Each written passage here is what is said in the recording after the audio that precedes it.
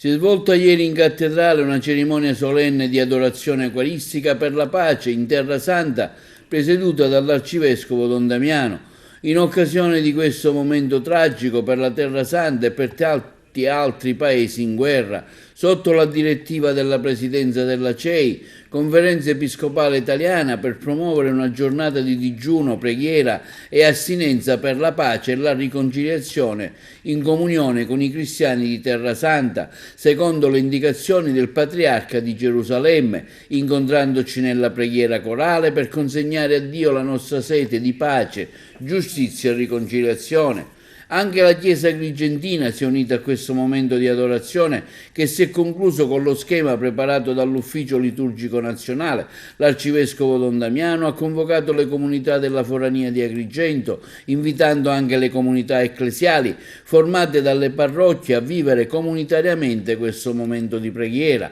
Ampia è stata la risposta all'appello fatto dalla Curia Vescovile al momento solenne di preghiera in una chiesa gremita di fedeli che hanno voluto così unirsi e testimoniare l'appello della CEI in segno di pace per quanto sta succedendo non solo in Israele e a Gaza, ma in tutto il mondo in guerra. La cerimonia è stata accompagnata da musiche e preghiere cantate dai cori dalla cattedrale del Magnificat.